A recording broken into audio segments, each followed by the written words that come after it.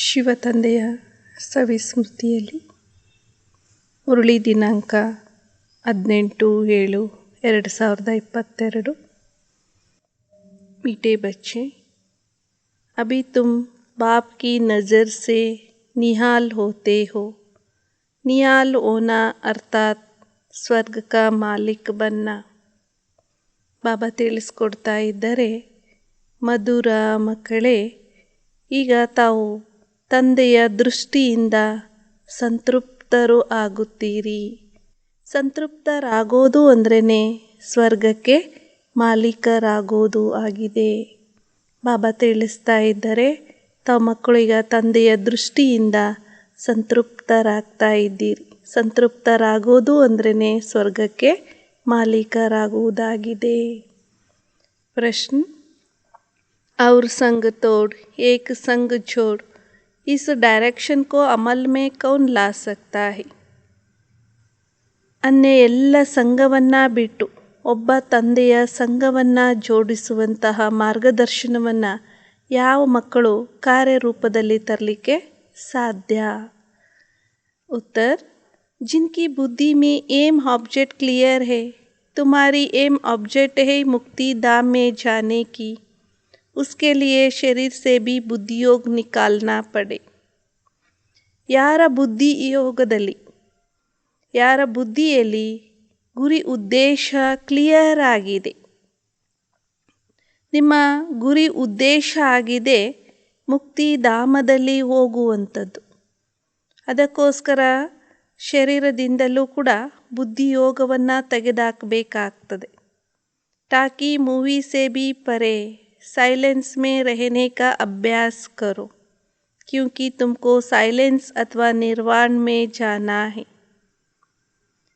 ಶಬ್ದದ ಜಗತ್ತು ಮತ್ತು ಸೂಕ್ಷ್ಮ ಲೋಕಕ್ಕಿಂತಲೂ ಕೂಡ ದೂರ ಇರುವಂತಹ ಸೈಲೆನ್ಸ್ನಲ್ಲಿ ಇರುವಂತಹ ಅಭ್ಯಾಸವನ್ನು ಮಾಡ್ತಾ ಹೋಗ್ರಿ. ಏಕೆಂದರೆ ತಾವೀಗ ಸೈಲೆನ್ಸ್ನಲ್ಲಿ ಅರ್ಥಾತ್ ನಿರ್ವಾಣ ಧಾಮದಲ್ಲಿ ತಾವೀಗ ಹೋಗಬೇಕಾಗಿದೆ. ಆದ್ದರಿಂದ ಶಾಂತಿಯಲ್ಲಿ ಇರುವಂತಹ ಅಭ್ಯಾಸವನ್ನು ತಾವು ಮಕ್ಕಳು ಮಾಡ್ತಾ ಹೋಗ್ರಿ ಅಂತಾರೆ ಬಾಬಾ. ಗೀತೆಯಾಗಿದೆ, ಜಲೇನ ಕ್ಯೂ ಪರ್ವಾನ, ಪತಂಗಗಳು ಯಾಕೆ ಬಲಿಹಾರಿ ಆಗಬಾರದು. ಓಂ ಶಾಂತಿ. बच्चे जानते हैं हम किसकी नज़र के सामने बैठे हैं? तुम अपने पारलौकिक परमपिता परमात्म की नज़र के सामने बैठे हो. ತಾವು ಮಕ್ಕಳು ತಿಳ್ಕೊಂಡಿದ್ದೀರಿ, ನಾವು ಯಾರ ಸಮ್ಮುಖದಲ್ಲಿ ಕುತ್ಕೊಂಡಿದ್ದೇವೆ.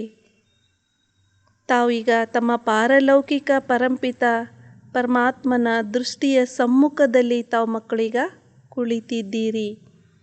तुम जानते हो इस बाबा की नज़र के सामने आने से हम 21 जन्म स्वर्ग का वर्षा पाते हैं. ತಾವು ಮಕ್ಕಳು ತಿಳ್ಕೊಂಡಿದ್ದೀರಿ, ನಾವು ಈ ತಂದೆಯ ದೃಷ್ಟಿಯ ಸಮ್ಮುಖದಲ್ಲಿ ಬರೋದ್ರಿಂದ ನಾವು 21 ಜನ್ಮದ ಸ್ವರ್ಗದ ಆಸ್ತಿಯನ್ನು ನಾವು ಪಡ್ಕೊಳ್ತೇವೆ. कभी कोई साधु संत के पास जाते हैं तो कहते हैं या तो नज़र से निहाल कर देते हैं. ಹೇಗೆ ಯಾರಾದರೂ ಸಾಧುಗಳು ಸನ್ಯಾಸಿಗಳ ಬಳಿ ಹೋದರೆ ಹೇಳ್ತಾರೆ ಅಲ್ವಾ, ಅವರು ದೃಷ್ಟಿಯಿಂದ ನಮ್ಮನ್ನು ಸಂತೃಪ್ತರನ್ನಾಗಿ ಮಾಡ್ತಾರೆ ಅಂತ. अब नज़र से निहाल का अर्थ तो तुम ब्राह्मणों के सिवाय कोई समझ नहीं सकते. नज़र के सामने अब तुम बैठे हो. बाप की नज़र में बच्चे, बच्चों की नज़र में बाप है. बच्चे निहाल होते हैं बाप की नज़र से. ಈಗ ತಾವು ಮಕ್ಕಳು ದೃಷ್ಟಿಯಿಂದ ಸಂತೃಪ್ತರಾಗೋದು ಅನ್ನುವಂತಹ ಅರ್ಥವನ್ನು ತಾವು ಬ್ರಾಹ್ಮಣರ ವಿನಃ ಯಾರೂ ಸಹ ಬೇರೆ ಅನ್ಯರು ಯಾರೂ ತಿಳ್ಕೊಳ್ಳಿಕ್ಕೆ ಸಾಧ್ಯ ಇಲ್ಲ. ದೃಷ್ಟಿಯ ಸಮ್ಮುಖದಲ್ಲಿ ತಾವು ಮಕ್ಕಳೀಗ ಕುಳಿತಿದ್ದೀರಿ. ತಂದೆಯ ದೃಷ್ಟಿಯಲ್ಲಿ ಮಕ್ಕಳಿದ್ದಾರೆ, ಮಕ್ಕಳ ದೃಷ್ಟಿಯಲ್ಲಿ ತಂದೆ ಇದ್ದಾರೆ. ಮಕ್ಕಳು ಸಂತೃಪ್ತರಾಗ್ತೀರಿ, ತಂದೆಯ ದೃಷ್ಟಿಯಿಂದ ತಾವು ಮಕ್ಕಳು ಸಂತೃಪ್ತರಾಗುತ್ತೀರಿ. बाप से ही वर्षा मिलता है. तुम तो बेहद के बच्चे, तुम नज़र के सामने बैठे हो. ತಾವು ಬೇಹದ್ದಿನ ಮಕ್ಕಳಾಗಿದ್ದೀರಿ, ತಾವು ದೃಷ್ಟಿಯ ಸಮ್ಮುಖದಲ್ಲಿ ಕುಳಿತಿದ್ದೀರಿ. ತಂದೆಯ ದೃಷ್ಟಿಯ ಸಮ್ಮುಖದಲ್ಲಿ ತಾವು ಮಕ್ಕಳು ಈಗ ಕುಳಿತಿದ್ದೀರಿ. बरोबर 2 अक्षर सुन रहे हो, मुझे निरंतर याद करो तो तुम निहाल हो जाएंगे.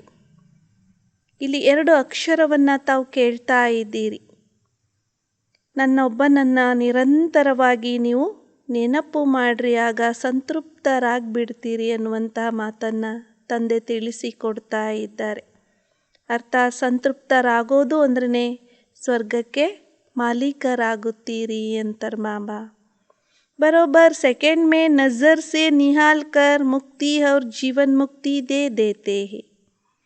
वो है निराकार परमपिता परमात्मा.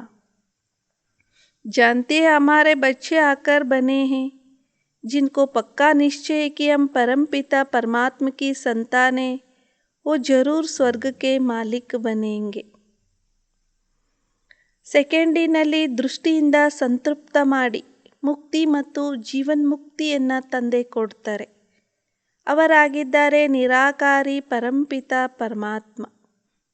ಯಾರಿಗೆ ಪಕ್ಕಾ ನಿಶ್ಚಯ ಇದೆ ನಾವು ಪರಂಪಿತ ಪರಮಾತ್ಮನ ಸಂತಾನರಾಗಿದ್ದೇವೆ ಅನ್ನೋದು, ಅವರು ಅವಶ್ಯವಾಗಿ ಏನಾಗ್ತಾರೆ, ಸ್ವರ್ಗಕ್ಕೆ ಮಾಲೀಕರಾಗ್ತಾರೆ.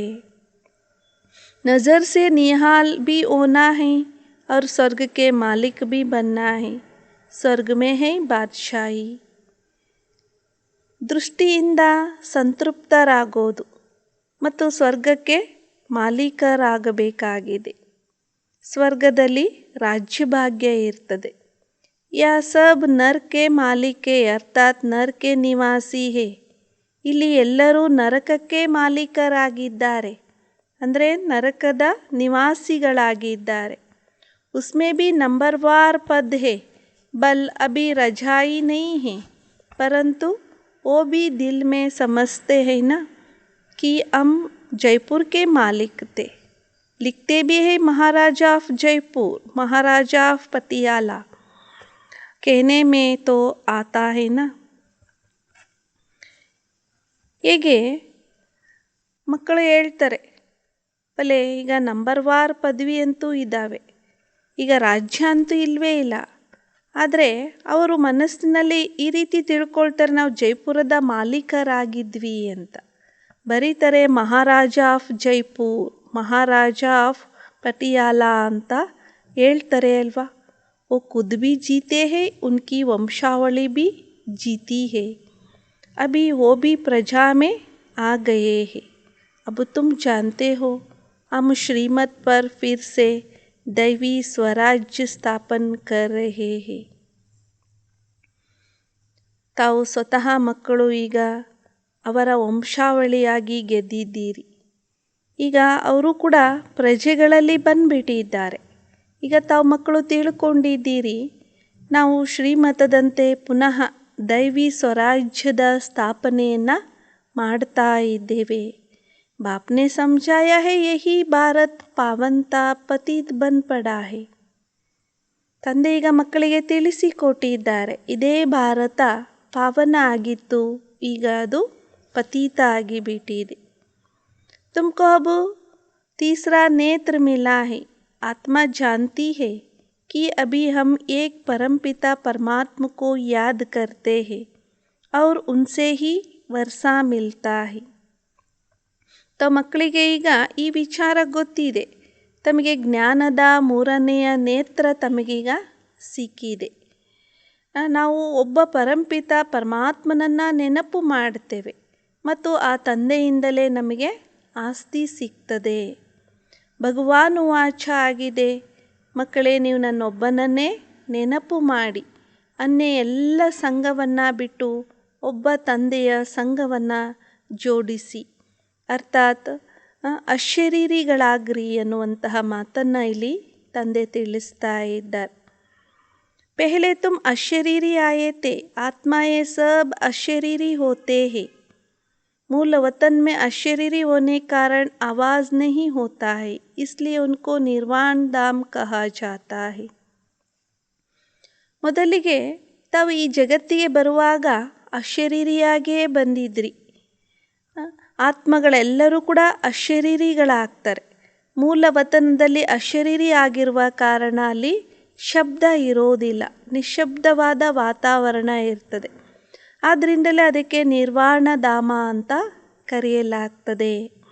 ಸೂಕ್ಷ್ಮ ವತನ್ ಮೇ ಮೂವಿ ಹೋತಿ ಹೇ ತಾಕಿ ಮೂವಿ ಔರ್ ಸೈಲೆನ್ಸ್. ಸೂಕ್ಷ್ಮ ವತನದಲ್ಲಿ ಮೂವಿ ಇರ್ತದೆ, ಅಲ್ಲಿ ನಿಶ್ಶಬ್ದ ವಾತಾವರಣ ಇರ್ತದೆ. ಇಲ್ಲಿ ಅಂತೂ ಶಬ್ದದ ಜಗತ್ತಾಗಿದೆ. ಶಬ್ದದ ಜಗತ್ತು, ಮೂವಿ ಜಗತ್ತು ಮತ್ತು ಶಾಂತಿಯ ಜಗತ್ತಾಗಿದೆ.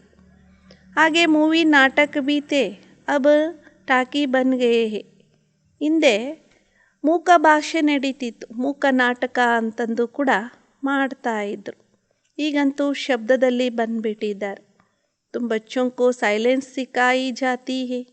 ಈಗ ನೀವು ಮಕ್ಕಳಿಗೆ ಶಾಂತಿಯನ್ನು ಇಲ್ಲಿ ಕಲಿಸಿಕೊಡಲಾಗ್ತದೆ. ಹೇಗೆ ಶಾಂತಿಯಲ್ಲಿ ಇರಬೇಕು, ನಿಮ್ಮ ಸ್ವಧರ್ಮನೇ ಶಾಂತಿಯಾಗಿದೆ ಅನ್ನುವಂತಹ ಮಾತನ್ನು ತಂದೆ ತಿಳಿಸಿಕೊಡ್ತಾ ಇದ್ದಾರೆ. ತಾವು ಮಕ್ಕಳು ತಮ್ಮ ಸ್ವಧರ್ಮದಲ್ಲಿ ಸ್ಥಿತ ಆಗಿ ಮನೆಯನ್ನು ನೆನಪು ಮಾಡ್ರಿ ಅಂತಾರೆ ಮಾಬಾ. ಟಾಕ್ ಚೋಡ್ನಾ ಹೇ, ಬುನ್ ಬುನ್ ಬಿ ನಹಿ ಕರ್ನಿ ಹೇ, ಅಂದರ್ ಮೇ ರಾಮ್ ರಾಮ್ ಕೇತೆ ಹೇ. अब आप कहते बच्चे यहाँ भी छोड़ो, तुमको वाणी से परे जाना है.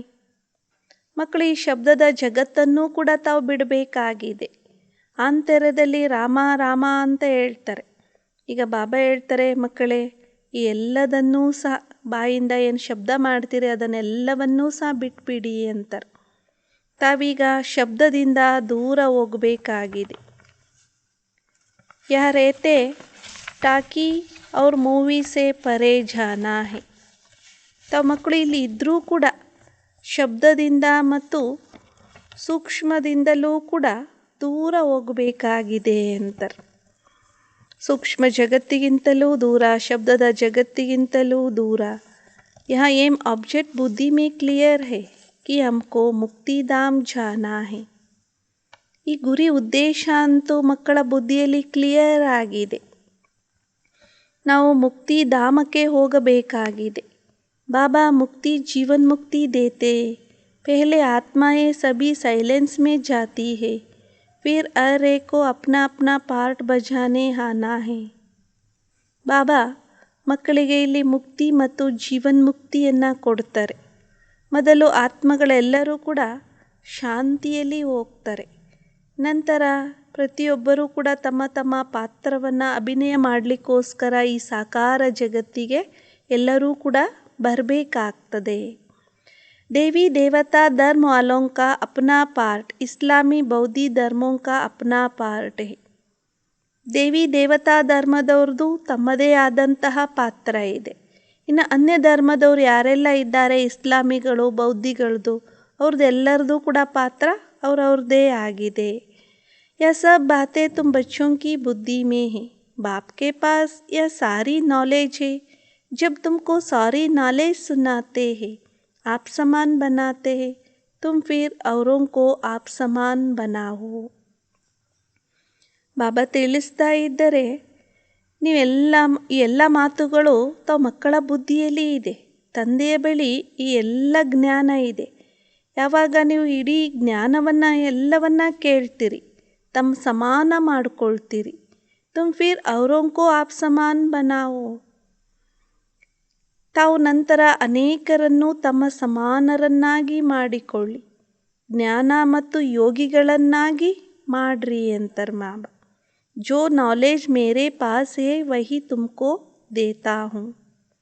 ಆತ್ಮ ಹಿ ಗ್ರಹಣ ಕರ್ತಿ ಹೇ. ಬಾಬಾ ತಿಳಿಸ್ಕೊಡ್ತಾ ಇದ್ದಾರೆ, ಯಾವ ಜ್ಞಾನ ನನ್ನ ಬಳಿ ಇದೆಯೋ ಆ ಜ್ಞಾನವನ್ನು ನಾನು ನಿಮ್ಮ ಮಕ್ಕಳಿಗೆ ಕೊಡ್ತೇನೆ ಅಂತಾರೆ ಮಾಬಾ. ಆತ್ಮನೇ ಇಲ್ಲಿ ಗ್ರಹಣ ಮಾಡ್ತದೆ. ನಂಬರ್ವಾರ್ ಪುರುಷಾರ್ಥದ ಅನುಸಾರವಾಗಿ ಜ್ಞಾನಪೂರ್ಣರು ಆಗ್ತಾ ಹೋಗ್ತಾರೆ.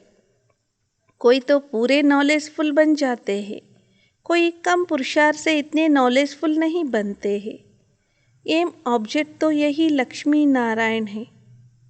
ಕೆಲವರಂತೂ ಸಂಪೂರ್ಣ ಜ್ಞಾನಪೂರ್ಣರಾಗ್ತಾರೆ. ಇನ್ನು ಕೆಲವರು ಕಡಿಮೆ ಪುರುಷಾರ್ಥದಿಂದ ಅಷ್ಟೊಂದು ಜ್ಞಾನಪೂರ್ಣರಾಗೋದಿಲ್ಲ. ಯಥಾಶಕ್ತಿ ಅನುಸಾರವಾಗಿ ಆಗ್ತಾ ಹೋಗ್ತಾರೆ. ಗುರಿ ಉದ್ದೇಶ ಅಂತೂ ಇದೇ ಆಗಿದೆ. ನಿಮ್ಮ ಮುಂದೆ ಈ ಲಕ್ಷ್ಮ್ಯಾಣರ ಚಿತ್ರ ಇದೆ. ಇದೇ ನಿಮ್ಮ ಗುರಿ ಉದ್ದೇಶ ಆಗಿದೆ. अभी तुम नॉलेजफुल बनते हो, अभी तुम जानते हो हम कहाँ से आए हैं, कब कहाँ जाना है, अब यह चक्र कैसे फिरता है, इसमें सब कुछ आ जाता है. ತಾವು ಮಕ್ಕಳು ಈಗ ತಿಳ್ಕೊಂಡಿದ್ದೀರಿ ನಾವು ಎಲ್ಲಿಂದ ಬಂದಿದ್ದೇವೆ, ಈಗ ಮತ್ತೆ ಎಲ್ಲಿಗೆ ಹೋಗಬೇಕಾಗಿದೆ, ಈ ಚಕ್ರ ಹೇಗೆ ತಿರುಗ್ತದೆ, ಇದರಲ್ಲಿ ಎಲ್ಲವೂ ಕೂಡ ಬಂದ್ಬಿಡ್ತದೆ. ಈಗ ತಾವು ಜ್ಞಾನಪೂರ್ಣರಾಗ್ತಾ ಇದ್ದೀರಿ. जैसे बीज से झाड़ निकलता है, इनकी आयु कितनी बड़ी हो जाती है, फिर उनको जड़जड़ीभूत अवस्था कहा जाता है. ಹೇಗೆ ಬೀಜದಿಂದ ವೃಕ್ಷ ಬರ್ತದೆ, ಇದರ ಆಯಸ್ಸು ಎಷ್ಟು ದೊಡ್ಡದಾಗ್ತದೆ, ನಂತರ ಅದಕ್ಕೆ ಜಡ್ಜಡೀಭೂತ ಅವಸ್ಥೆ ಅಂತ ಅದಕ್ಕೆ ಹೇಳಲಾಗ್ತದೆ. अपने पास भी झाड़ था, वो एकदम सारा जड़जड़ीभूत हो गया तो ಕಾಟ್ನಾ ಪಡ. ತಮ್ಮ ಬಳಿ ವೃಕ್ಷ ಅಂತೂ ಇತ್ತು, ಅದು ಏಕದಮಾಗಿ ಎಲ್ಲ ಜಡ್ಜಡೀಭೂತ ಅವಸ್ಥೆಯನ್ನು ಹೊಂದಿಬಿಟ್ಟಿದೆ ಅಂದಾಗ ಅದನ್ನೇನು ಮಾಡಬೇಕಾಗ್ತದೆ, ಕಟ್ ಮಾಡಬೇಕಾಗ್ತದೆ. ಬನ್ನೇನ್ ಟ್ರೀ ಕಾ ಮಿಸಾಲ್ ಹೇ, ಆಲದ ಮರದ ಉದಾಹರಣೆನೂ ಕೂಡ ಇದೆ. ಯಹ ಭಿ ವೆರೈಟಿ ಧರ್ಮ ಕಾ ಝಾಡ್ ದಿಖಾಯಾ ಹೇ, ಪಿಛಾಡಿ ತಕ್ ತೋಡೆ ತೋಡೆ ಆತೆ ರೆಹತೆ ಹೇ. ಇದು ಕೂಡ ವೆರೈಟಿ ಧರ್ಮದ ವೃಕ್ಷವನ್ನು ತೋರಿಸಲಾಗಿದೆ. ಅಂತ್ಯದವರೆಗೂ ಸ್ವಲ್ಪ ಸ್ವಲ್ಪ ಬರ್ತಾ ಹೋಗ್ತಾರೆ. ಪೆಹಲೆ ಜೋ ಪತ್ತೆ ನಿಕಲ್ತೆ ಹೇ ವೋ ಬಹುತ್ ಶೋಭತೆ ಹೇ, ಕ್ಯೂಂಕಿ ಸತ್ವಪ್ರಧಾನ್ ಹೋತೆ ಫಿರ್ ರಜೋ ತಮೋ ಬನ್ ಜಾತೆ ಹೇ. ಮೊಟ್ಟ ಮೊದಲನೇದಾಗಿ ಏನು ಎಲೆಗಳು ಬರ್ತಾ ಹೋಗ್ತವೆ, ಬೀಜದಿಂದ ಏನು ವೃಕ್ಷ ಬರುವ ಮೊದಲು ಹೇಗೆ 2 ಎಲೆಗಳೇನು ಬರ್ತವೆ, ಆ ಎಲೆಗಳು ಸತ್ವಪ್ರಧಾನ ಆಗಿರ್ತವೆ. ಆದ ಕಾರಣ ನೋಡಲಿಕ್ಕೆ ಬಹಳಷ್ಟು ಸುಂದರ ಆಗಿ ಕಾಣ್ತಾ ಇರ್ತದೆ. ನಂತರ ರಜೋತಮೋ ಆಗ್ತಾ ಹೋಗ್ತಾರೆ. ಆಧಾ ಕಲ್ಪ ತುಮ್ ರಾಜ್ ಕರ್ತೆ ಹೋ, ಫಿರ್ ಧೀರೆ ಧೀರೆ ತುಮ್ ನೀಚೆ ಆತೆ ಹೋ. ಅರ್ಧ ಕಲ್ಪ ತಾವು ರಾಜ್ಯಭಾರವನ್ನು ಮಾಡ್ತೀರಿ, ನಂತರ ನಿಧಾನವಾಗಿ ತಾವು ತೆಳಗೆ ಇಳಿತಾ ಹೋಗ್ತೀರಿ. ಉತರ್ತಿ ಕಲಾ और चढ़ती कला होती है, चढ़ते फट से है, पूरी राजधानी स्थापन होने में थोड़ा समय तो लगता है. ಈ ಒಂದು ಇಳಿಯುವಂತಹ ಕಲೆ ಮತ್ತು ಏರುವಂತಹ ಕಲೆ ಆಗ್ತದೆ. ಹೀಗೆ ಏರೋದಂತೂ ತಕ್ಷಣ ಏರ್ತೇವೆ ಮೇಲೆ, ಸಂಪೂರ್ಣ ರಾಜಧಾನಿ ಸ್ಥಾಪನೆ ಆಗೋದ್ರಲ್ಲಿ ಸ್ವಲ್ಪ ಸಮಯ ಅಂತೂ ಹಿಡೀತದೆ. बाप समझाते हैं मैं ही संगम पर आकर दैवी राज्य स्थापन करता हूँ. सूर्यवंशी और चंद्रवंशी घराना अभी ही स्थापन होता है, जो फिर नई दुनिया अमर लोक में आकर अपना राज्य भाग्य करते हैं. इनको ही संगम युग कहा जाता है. ಬಾಬಾ ತಿಳಿಸ್ತಾ ಇದ್ದರೆ, ನಾನು ಈ ಸಂಗಮ ಯುಗದಲ್ಲಿಯೇ ಬಂದು ದೈವಿ ರಾಜ್ಯವನ್ನು ಸ್ಥಾಪನೆ ಮಾಡ್ತೇನೆ ಅಂತಾರೆ ಬಾಬಾ. ಸೂರ್ಯವಂಶಿ ಮತ್ತು ಚಂದ್ರವಂಶಿ ಮನೆತನ ಈಗಲೇ ಸ್ಥಾಪನೆ ಆಗ್ತದೆ. ನಂತರ ಹೊಸ ಜಗತ್ತಿನಲ್ಲಿ ಅಮರಲೋಕದಲ್ಲಿ ಬಂದು ತಮ್ಮ ರಾಜ್ಯಭಾಗ್ಯವನ್ನು ಅವರು ಮಾಡ್ತಾ ಹೋಗ್ತಾರೆ. ಇದಕ್ಕೆ ಸಂಗಮ ಯುಗ ಅಂತ ಕರೆಯಲಾಗ್ತದೆ. दूसरा कोई संगम पर नहीं आता है, सिर्फ एक बाप ही आते हैं.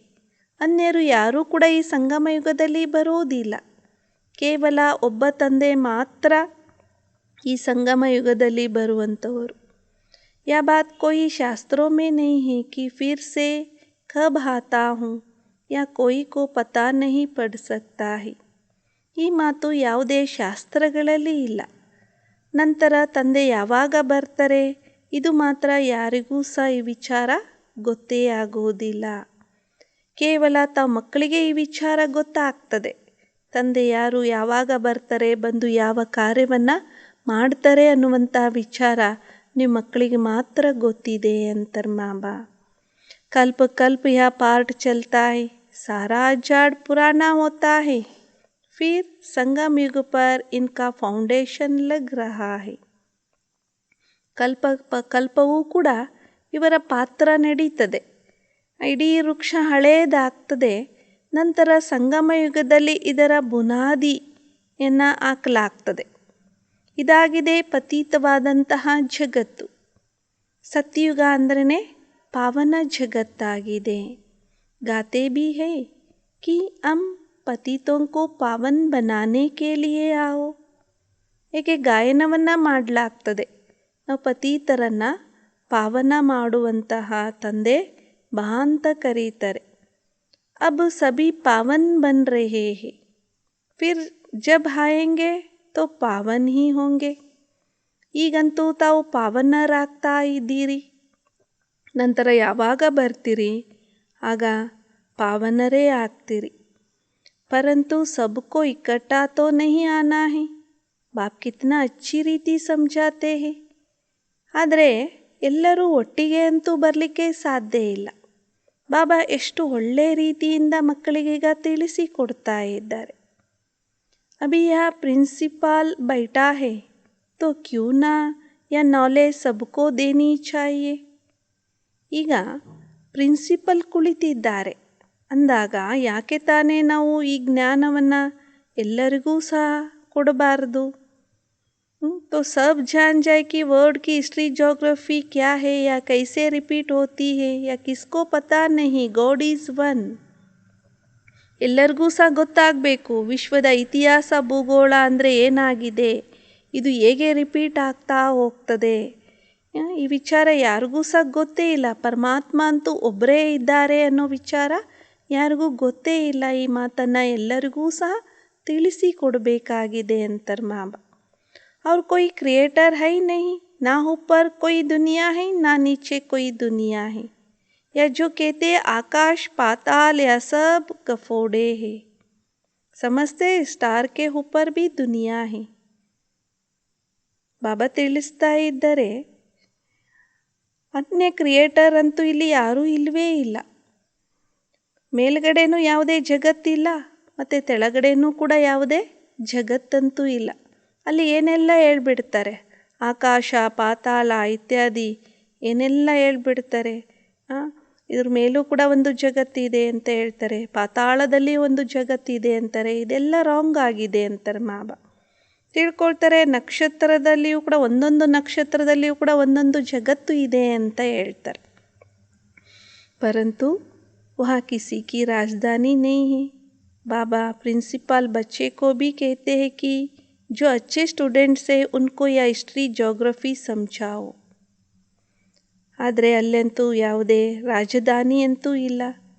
ಬಾಬಾ ಪ್ರಿನ್ಸಿಪಲ್ ಮಕ್ಕಳಿಗೆ ಇಲ್ಲಿ ಹೇಳ್ತಾ ಇದ್ದಾರೆ, ಯಾರು ಒಳ್ಳೆ ವಿದ್ಯಾರ್ಥಿಗಳಿದ್ದಾರೋ ಅವರಿಗೆ ಇತಿಹಾಸ ಭೂಗೋಳದ ಬಗ್ಗೆನೂ ಸಹ ತಿಳಿಸಿಕೊಡಿ ಅಂತಾರೆ ಬಾಬಾ. गवर्नमेंट को भी अप्रोच करो, बड़े बड़े ऑफिसर्स को समझाओ.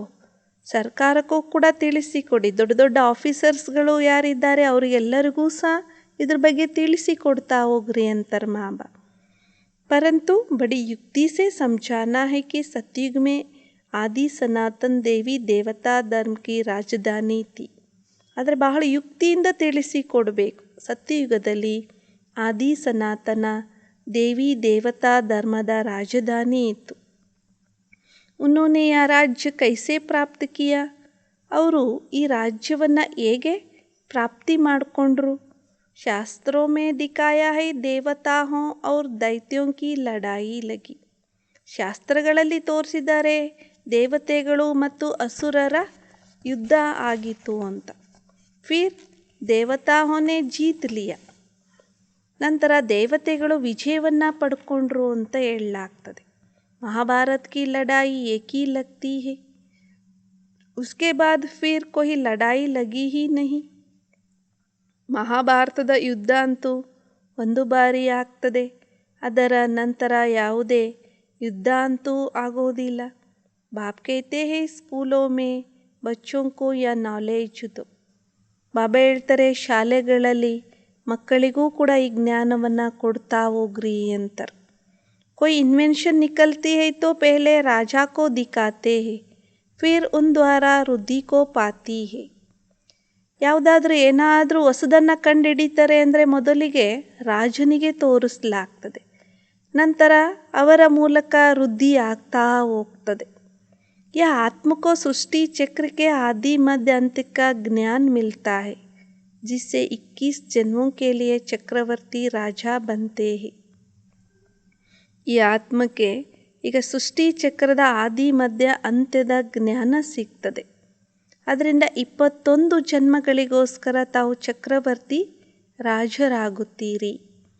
तुम्हारे में भी बहुत है जो पढ़े लिखे नहीं हैं. बाबा कहते हैं बहुत अच्छा, बहुत पढ़े लिखे भी है, परंतु यह इम्तिहान पास नहीं कर सके. ನಿಮ್ಮಲ್ಲಿ ಕೂಡ ಬಹಳಷ್ಟು ಜನ ಇದ್ದಾರೆ, ಯಾರು ಕೆಲವರು ಓದಿಲ್ಲ, ಬರೆದು ಇಲ್ಲ, ಅಕ್ಷರ ಅಭ್ಯಾಸನೂ ಕೂಡ ಮಾಡಿಲ್ಲ. ಬಾಬಾ ಹೇಳ್ತಾರೆ ಬಹಳ ಒಳ್ಳೆಯದು. ಬಹಳಷ್ಟು ಓದಿರೋರು ಬರೆದಿರೋರು ಕೂಡ ಇದ್ದರು, ಆದರೆ ಈ ಪರೀಕ್ಷೆಯಲ್ಲಿ ಅವರು ಯಾರೂ ಕೂಡ ಪಾಸ್ ಆಗಲಿಲ್ಲ ಅಂತಾರೆ ಬಾಬಾ. ಯಾತೋ ಸೆಕೆಂಡ್ ಕಿ ಬಾತ್ ಹೇ, ಇಲ್ಲಂತೂ ಸೆಕೆಂಡಿನ ಮಾತಾಗಿದೆ. सतयुग में लक्ष्मी नारायण का राज्य था, त्रेता में राम सीता का राज शुरू होता है, आधा कल्प के बाद भक्ति मार्ग शुरू होता है, धक्के खाने पड़ते हैं. मनुष्य कहते भी है हो गॉड फादर. ಸತ್ಯಯುಗದಲ್ಲಿ ಲಕ್ಷ್ಮೀನಾರಾಯಣರ ರಾಜ್ಯ ಇತ್ತು, ತ್ರೇತಾದಲ್ಲಿ ರಾಮ ಸೀತೆಯರ ರಾಜ್ಯ ಪ್ರಾರಂಭ ಆಗ್ತದೆ, ಅರ್ಧ ಕಲ್ಪದ ನಂತರ ಭಕ್ತಿ ಮಾರ್ಗ ಶುರುವಾಗ್ತದೆ, ಪೆಟ್ಟು ತಿನ್ನಲಿಕ್ಕೆ ಶುರುವಾಗ್ತದೆ. ಯಾವಾಗ ಭಕ್ತಿ ಮಾರ್ಗ ಪ್ರಾರಂಭ ಆಗ್ತದೋ ಆಗ ಪೆಟ್ಟನ್ನು ತಿನ್ನಲಿಕ್ಕೆ ಪ್ರಾರಂಭ ಆಗ್ತದೆ. ಮನುಷ್ಯರು ಹೇಳ್ತಾರೆ ಹೋ ಗಾಡ್ ಫಾದರ್ ಅಂತ ಹೇಳ್ತಾರೆ. तो जरूर उनसे विन का वर्षा मिलना चाहिए. ಹಾಗಾದರೆ ಆ ತಂದೆಯಿಂದ ಸ್ವರ್ಗದ ಆಸ್ತಿ ಸಿಗಬೇಕು. ಮನುಷ್ಯ जब मरता है पूछा जाता है कहाँ गया, कहते हैं ಸ್ವರ್ಗ ಸಿದಾರ. ಯಾವಾಗ ಮನುಷ್ಯ ಸಾಯ್ತಾನೋ ಆಗ ಕೇಳಲಾಗ್ತದೆ ಅವ್ರು ಎಲ್ಲಿಗೆ ಹೋದರು ಅಂತ, ಹೇಳಲಾಗ್ತದೆ ಸ್ವರ್ಗಕ್ಕೆ ಹೋದರು ಅಂತ.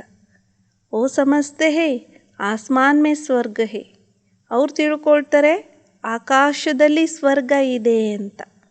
ಕಿತ್ನೆ ಬೇಸಮಜ್ ಬನ್ ಗಯೇ ಹೇ, ಯಾ ಹೈ ಹಿ ಕಾಂಟೋಂ ಕಾ ಜಂಗಲ್. ಎಷ್ಟೊಂದು ತಿಳುವಳಿಕೆಹೀನರಾಗಿದ್ದಾರೆ. ಇದು ಕೂಡ ತಿಳುವಳಿಕೆಹೀನತೆ ಅಂತ ಹೇಳ್ತಾರೆ. ತಿಳುವಳಿಕೆ ಇಲ್ಲವೇ ಇಲ್ಲ ಮನುಷ್ಯನಲ್ಲಿ, ಅಜ್ಞಾನ ತುಂಬಿಕೊಂಡಿದೆ. ಇದಾಗಿದೆ ಮುಳ್ಳಿನ ಕಾಡು. ಭಾರತಿ ಫೂಲೋಂ ಕಾ ಬಗೀಚಾ ಹೇ, ಅಬ್ ತುಮ್ ಫ್ಲವರ್ ಬನ್ ರಹೇ ಹೋ. ಭಾರತ ಹೂದೋಟ ಆಗಿದೆ, ತಾವೆಲ್ಲ ಈಗ ಹೂಗಳಾಗ್ತಾ ಇದ್ದೀರಿ.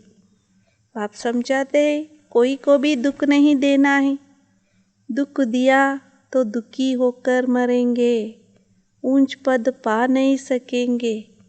तुम जानते हो हम बाबा के पास आए हैं सदा सुख का वर्षा पाने. ಬಾಬಾ ತಿಳಿಸ್ತಾ ಇದ್ದಾರೆ ಯಾರಿಗೂ ಎಂದಿಗೂ ದುಃಖವನ್ನು ಕೊಡಲಿಕ್ಕೆ ಹೋಗಬೇಡಿ ಅಂತಾರೆ. ದುಃಖವನ್ನು ಕೊಡ್ತೀರಿ ಅಂದರೆ ನೀವು ದುಃಖಿಗಳಾಗಿಯೇ ಸಾಯಬೇಕಾಗ್ತದೆ. ಶ್ರೇಷ್ಠ ಪದವಿಯನ್ನು ಪಡ್ಕೊಳ್ಳಿಕ್ಕೆ ಸಾಧ್ಯ ಆಗೋದಿಲ್ಲ. ತಾವು ತಿಳ್ಕೊಂಡಿದ್ದೀರಿ ನಾವು ತಂದೆಯ ಬಳಿ ಬಂದಿದ್ದೇವೆ ಸದಾ ಸುಖದ ಆಸ್ತಿಯನ್ನು ಪಡ್ಕೊಳ್ಳೋ ಸಲುವಾಗಿ. तुम ब्राह्मण बने हो, ब्राह्मण सबसे ऊंच गाए जाते हैं, ब्राह्मणों की निशानी है चोटी. ತಾವು ಬ್ರಾಹ್ಮಣರಾಗಿದ್ದೀರಿ. ಬ್ರಾಹ್ಮಣರು ಅಂದರೆ ಎಲ್ಲಕ್ಕಿಂತ ಶ್ರೇಷ್ಠರು ಅಂತ ಗಾಯನ ಮಾಡಲಾಗ್ತದೆ.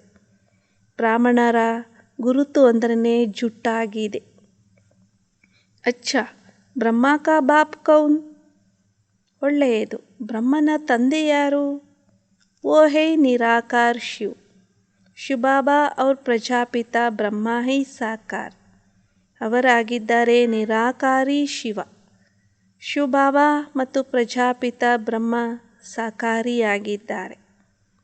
ಶಿವ ಬಾಬಾ ನಿರಾಕಾರಿಯಾದರೆ ಪ್ರಜಾಪಿತ ಬ್ರಹ್ಮ ಸಾಕಾರಿ ತಂದೆಯಾಗಿದ್ದಾರೆ.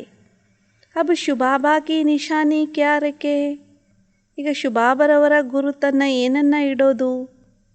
परमपिता परमात्मा तो स्टार है, परंतु ना जाने कारण बड़ा लिंग बना देते हैं. बिंदु की पूजा कैसे करे? रुद्र पूजा भी होती है. परमपिता परमात्ಮ ಅಂತೂ ನಕ್ಷತ್ರ ಆಗಿದ್ದಾರೆ. ಆದರೆ ತಿಳ್ಕೊಳ್ಳದೇ ಇರುವ ಕಾರಣ ದೊಡ್ಡ ಲಿಂಗವನ್ನು ಮಾಡಿಬಿಟ್ಟಿದ್ದಾರೆ. ಬಿಂದುವಿನ ಪೂಜೆಯನ್ನು ಹೇಗೆ ಮಾಡೋದು? ರುದ್ರ ಪೂಜೆ ಅಂತಂದು ಕೂಡ ಹೇಳ್ತಾರೆ. रुद्र शिव को बड़ा बनाते हैं और सालिग्राम छोटे छोटे बनाते हैं. ರುದ್ರ ಶಿವನನ್ನು ದೊಡ್ಡ ರೂಪವನ್ನಾಗಿ ಮಾಡ್ತಾರೆ ಮತ್ತು ಸಾಲಿಗ್ರಾಮವನ್ನು ಚಿಕ್ಕ ಚಿಕ್ಕದನ್ನಾಗಿ ಮಾಡಲಾಗ್ತದೆ. ಹೇಳಲಾಗ್ತದೆ ಭ್ರುಕುಟಿಯ ಮಧ್ಯದಲ್ಲಿ ಹೊಳಿತಾ ಇರುವಂತಹ ನಕ್ಷತ್ರ ಅಂತ ಹೇಳ್ತಾರೆ.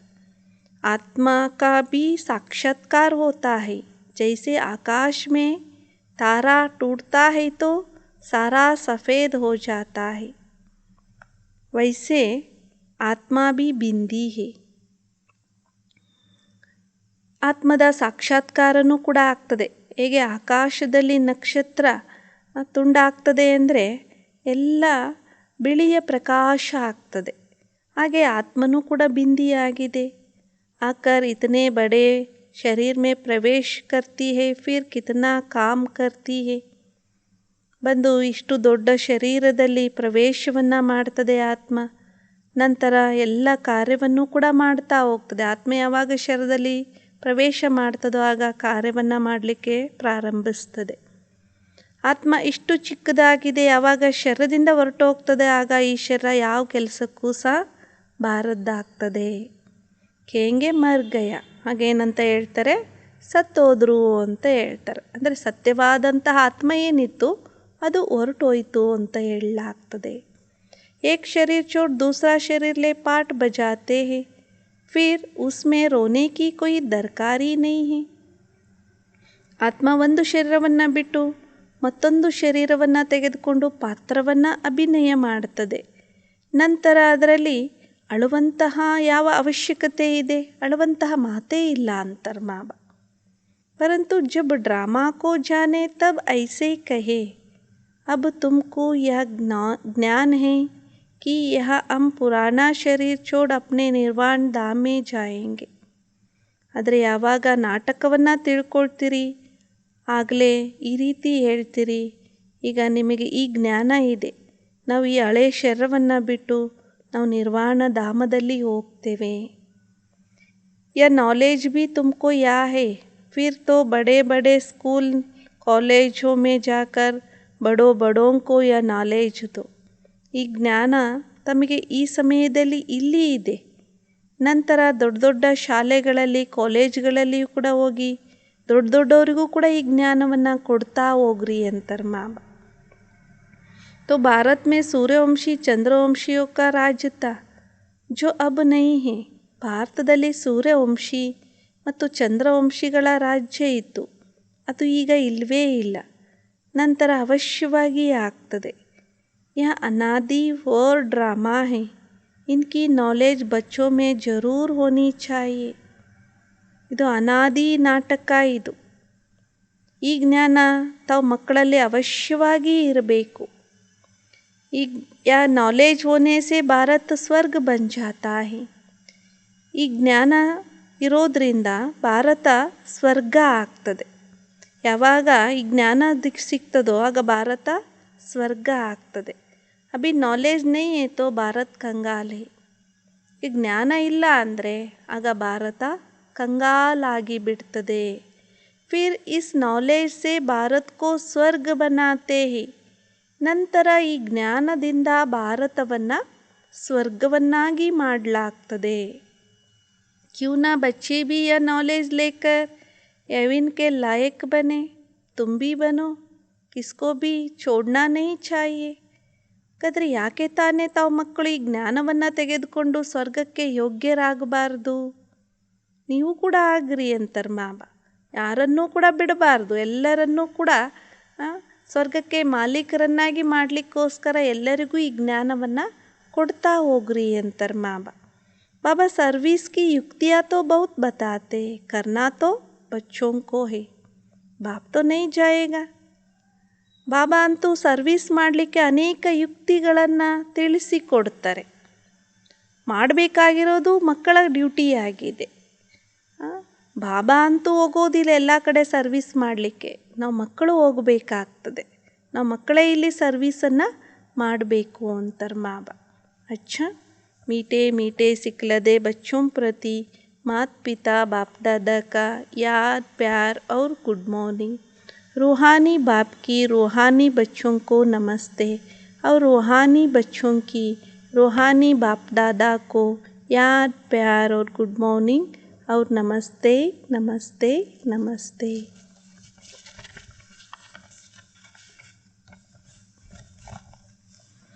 धारणा के लिए मुख्य सार। ಫಸ್ಟ್ ಪಾಯಿಂಟ್, ತಮ್ಮ ಸ್ವಧರ್ಮದಲ್ಲಿ ಸ್ಥಿತರಾಗಿ ಶಾಂತಿಯ ಅನುಭವವನ್ನು ಮಾಡಬೇಕು. ಏಕೆಂದರೆ ಈಗ ಶಬ್ದದಿಂದ ದೂರ ನಿರ್ವಾಣ ಧಾಮದಲ್ಲಿ ಹೋಗುವಂತಹ ಸಮಯ ಆಗಿದೆ. ಆದ್ದರಿಂದ ತಮ್ಮ ಸ್ವಧರ್ಮದಲ್ಲಿ ಸ್ಥಿತ ಆಗಿ ಶಾಂತಿಯ ಅನುಭವವನ್ನು ಮಾಡಿರಿ ಅಂತಾರೆ ಬಾಬಾ. Second point, ಸುಖದಾತನ ಮಕ್ಕಳಾಗಿದ್ದೀರಿ. ಆದ್ದರಿಂದ ಎಲ್ಲರಿಗೂ ಕೂಡ ತಾವು ಸುಖವನ್ನೇ ಕೊಡಬೇಕು. ಯಾರಿಗೂ ಎಂದಿಗೂ ಸಹ ದುಃಖವನ್ನು ಕೊಡಬಾರದು. ಸತ್ಯ ಹೂಗಳು ಆಗಬೇಕಾಗಿದೆ. ಮುಳ್ಳುಗಳನ್ನು ಹೂಗಳನ್ನಾಗಿ ಮಾಡುವಂತಹ ಸೇವೆಯನ್ನು ಮಾಡಬೇಕು.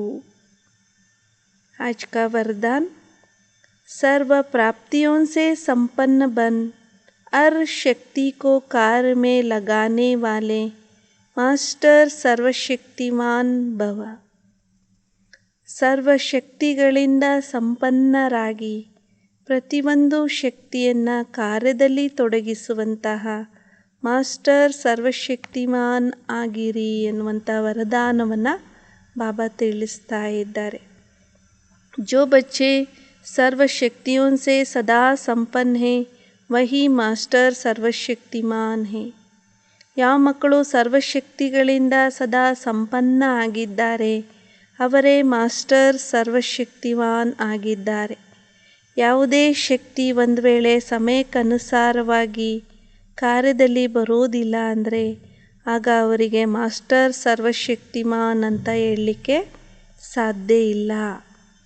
एक भी शक्ति कम होगी तो समय पर धोखा दे देगी, फेल हो जाएंगे. ಒಂದು ಶಕ್ತಿ ಏನಾದರೂ ಕಡಿಮೆ ಆಯಿತು ಅಂದರೆ ಸಮಯಕ್ಕನುಸಾರವಾಗಿ ಅದು ಪೆಟ್ಟನ್ನು ಕೊಟ್ಬಿಡ್ತದೆ, ಆಗ ಫೇಲ್ ಆಗಿಬಿಡ್ತೀರಿ ಅಂತಾರೆ ಬಾಬಾ. ऐसे नहीं सोचना कि हमारे पास सर्व शक्तियाँ तो है, एक कम हुई तो क्या अर्जा नहीं.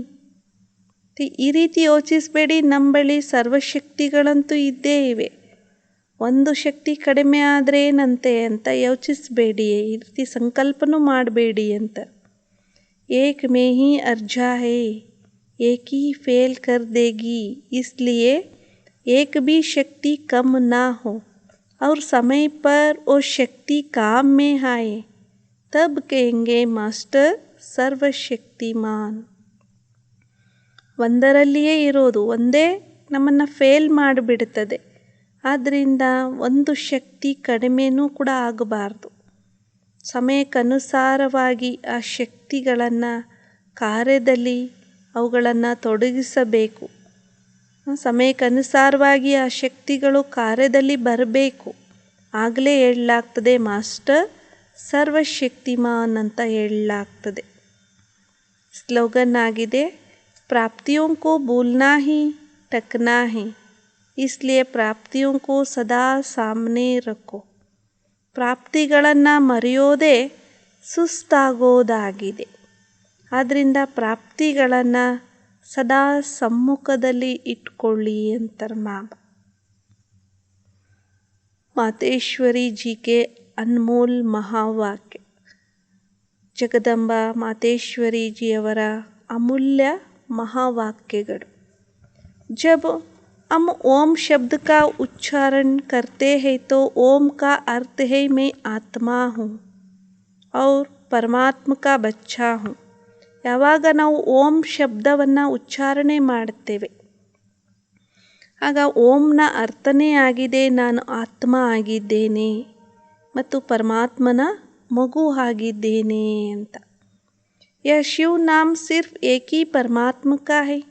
इस शब्द पर बहुत ही मनुष्य ऐसा प्रश्न पूछते हैं, परमात्मा तो सारी दुनिया का मालिक अथवा बाप है, उसे फिर शिव नाम से क्यों बुलाते हैं?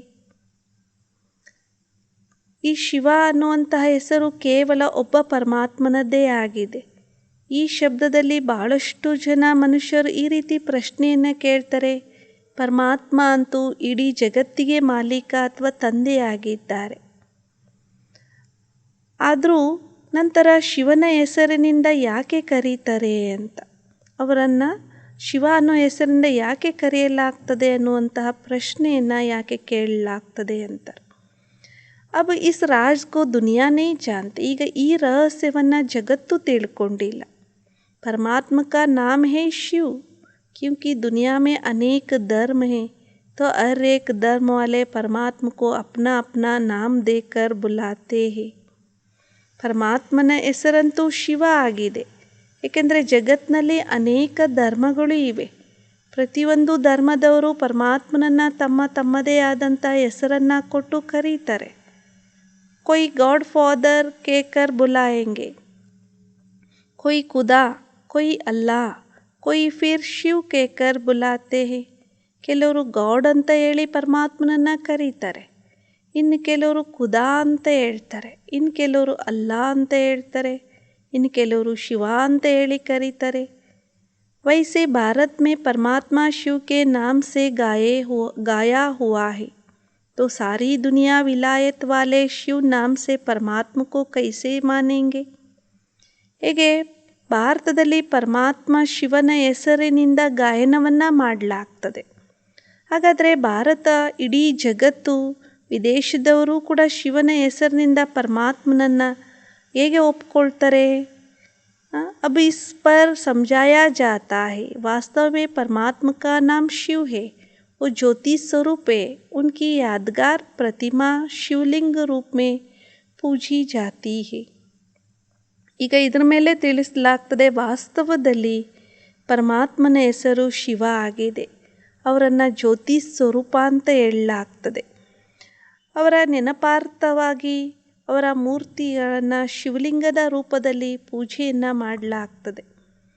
सो भी खास करके भारत में पूजा ज़्यादा होती है, क्योंकि परमात्मा का जन्म भारत खंड में हुआ, तो ज़रूर इस देश का ही नाम पड़ेगा. ಹೇಗೆ ವಿಶೇಷವಾಗಿ ಭಾರತದಲ್ಲಿ ಪೂಜೆ ಪುರಸ್ಕಾರಗಳನ್ನು ಜಾಸ್ತಿ ಮಾಡಲಾಗ್ತದೆ. ನಮ್ಮ ಭಾರತ ದೇಶದಲ್ಲಿ ಬಹಳಷ್ಟು ಮಂದಿರಗಳು ಇದ್ದಾವೆ. ಏಕೆಂದರೆ ಪರಮಾತ್ಮನ ಜನ್ಮ ಭಾರತ ಖಂಡದಲ್ಲಿಯೇ ಆಗಿದೆ ಅಂದಾಗ ಅವಶ್ಯವಾಗಿ ಈ ದೇಶದ ಹೆಸರು ಈ ರೀತಿ ಕರೆಯಲಾಗಿದೆ.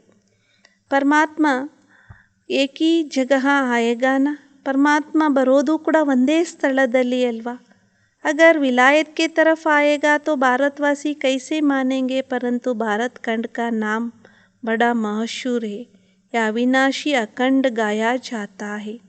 इसलिए यह खुद परमात्मा पधार गए हैं और परमात्मा के महावाक्य है, जब भारत पर अति धर्म ग्लानि होती है, तभी मैं अधर्म का विनाश और सत्य धर्म की स्थापना करने आता हूँ. ಬಾಬಾ ತಿಳಿಸ್ತಾ ಇದ್ದಾರೆ, ಒಂದು ವೇಳೆ ವಿದೇಶದ ಕಡೆಗೂ ಕೂಡ ಪರಮಾತ್ಮ ಬರೋದಾಗಿದ್ದರೆ ಭಾರತವಾಸಿಗಳು ಇದನ್ನು ಹೇಗೆ ಒಪ್ಕೊಳ್ತಾ ಇದ್ರು? ಮತ್ತು ಭಾರತ ಖಂಡದ ಹೆಸರು ಬಹಳಷ್ಟು ಪ್ರಸಿದ್ಧಿಯಾಗಿದೆ. ಅವಿನಾಶಿ ಖಂಡ ಅಂತ ಇದಕ್ಕೆ ಗಾಯನವನ್ನು ಮಾಡಲಾಗ್ತದೆ. ಆದ್ದರಿಂದ ಇಲ್ಲಿ ಸ್ವತಃ ಪರಮಾತ್ಮ ಬಂದಿದ್ದಾರೆ ಅನ್ನೋದನ್ನು ಗಾಯನ ಮಾಡಲಾಗ್ತದೆ. ಮತ್ತು ಪರಮಾತ್ಮನ ಮಹಾವಾಕ್ಯಗಳು ಯಾವಾಗ ಭಾರತದಲ್ಲಿ ಅತಿ ಧರ್ಮಗ್ಲಾನಿ ಆಗ್ತದೋ ಆಗಲೇ ನಾನು ಬಂದು ಅಧರ್ಮದ ವಿನಾಶವನ್ನು ಮಾಡಿಸ್ತೇನೆ ಮತ್ತು ಸತ್ಯ ಧರ್ಮದ ಸ್ಥಾಪನೆಯನ್ನು ಮಾಡಿಸ್ತೇನೆ ಅಂತ ಹೇಳ್ತಾರೆ ತಂದೆ. और यह सारा कार्य मैं एक बार अवतार धारण करके करता हूँ. तो परमात्मा का अवतरण भी भारत में हुआ. जहाँ कल पहले आए थे वहाँ ही फिर आना होता है, इसलिए भारत को अविनाशी खंड कहते हैं. ಹೀಗೆ ತಂದೆ ಒಂದು ಬಾರಿ ಬಂದು ಈ ಶರವನ್ನು ಧಾರಣೆ ಮಾಡಿಕೊಂಡು ತಿಳಿಸ್ತಾರೆ, ಪರಮಾತ್ಮನ ಅವತರಣೆ ಭಾರತದಲ್ಲಿಯೇ ಆಗಿದೆ. ಎಲ್ಲಿ ಕಲ್ಪದ ಮೊದಲು ತಂದೆ ಬಂದಿದ್ದರು ಅಲ್ಲಿಯೇ ಪುನಃ ಬರ್ತಾರೆ. ಆದ್ದರಿಂದಲೇ ಭಾರತಕ್ಕೆ ಅವಿನಾಶಿ ಖಂಡ ಅಂತ ಹೇಳಲಾಗ್ತದೆ. भारत खंड परमात्मा का जन्म स्थान भी है और देवताओं के राज्य का स्थान भी है. ಭಾರತ ಖಂಡ ಪರಮಾತ್ಮನ ಜನ್ಮಭೂಮಿನೂ ಆಗಿದೆ ಮತ್ತು ದೇವತೆಗಳ ರಾಜ್ಯದ ಸ್ಥಾನನೂ ಕೂಡ ಆಗಿದೆ. ಅಚ್ಚಾ, ಓಂ ಶಾಂತಿ.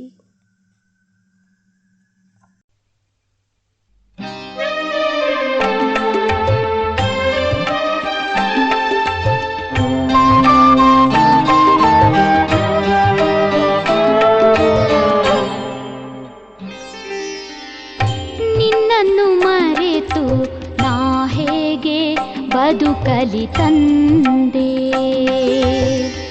ನಿನ್ನನ್ನು ಬಿಟ್ಟು ನನಗೇನು ಬೇಡ ತಂದೆ. ನಿನ್ನನ್ನು ಮರೆತು ನಾ ಹೇಗೆ ಬದುಕಲಿ ತಂದೆ.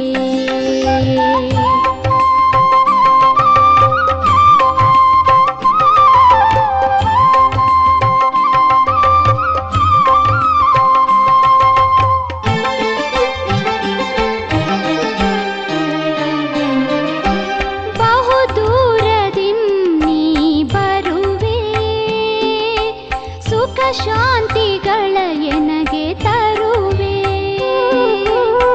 ಮಧುರ ಮಧುರ ಮುರಳಿಯ ನುಡಿಸಿ ತನು ಮನಗಳ ನೀ ತಣಿಸುತ್ತಿರುವೆ. ಅಮಿತ ಪ್ರೇಮದಿ ಕುಣಿಸುತ್ತಿರುವೆ, ಅಮಿತ ಪ್ರೇಮದಿ ಕುಣಿಸುತ್ತಿರುವೆ. ನಿನ್ನನ್ನು ಮರೆತು ಹೇಗೆ ಬದುಕಲಿ ತಂದೆ.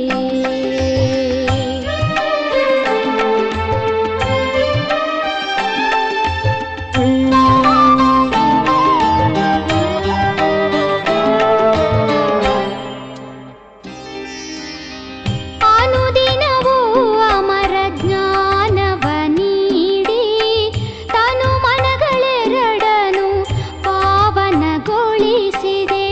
ನಿನಗಿಂತಲೂ ಎನ್ನ ಮುಂದೆ ಇರಿಸಿದೆ. ಮಕ್ಕಳ ಭಾಗ್ಯ ಕಂಡು ಸಂತಸ ಪಡುವೆ, ಮಕ್ಕಳ ಭಾಗ್ಯ ಕಂಡು ಸಂತಸ ಪಡುವೆ. ನಿನ್ನನ್ನು ಮರೆತು ನಾ ಹೇಗೆ ಬದುಕಲಿ ತಂದೆ.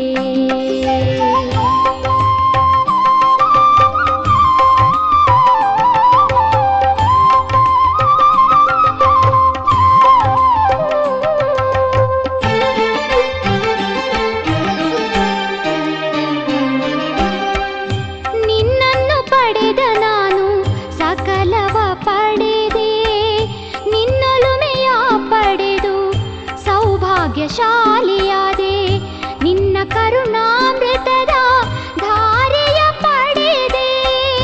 ನಿನ್ನನ್ನು ಪಡೆದು ನಾ ಅತಿ ಧನ್ಯನಾದೆ, ನಿನ್ನನ್ನು ಪಡೆದು ನಾ ಅತಿ ಧನ್ಯನಾದೆ. ನಿನ್ನನ್ನು ಮರೆತು ನಾ ಹೇಗೆ ಬದುಕಲಿ ತಂದೆ.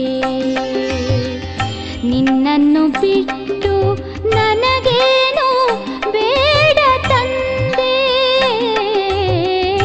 ನಿನ್ನನ್ನು ಮರೆತು ನಾ ಹೇಗೆ ಬದುಕಲಿ ತಂದೆ. ನಿನ್ನನ್ನು ಮರೆತು ನಾ ಹೇಗೆ ಬದುಕಲಿ ತಂದೆ.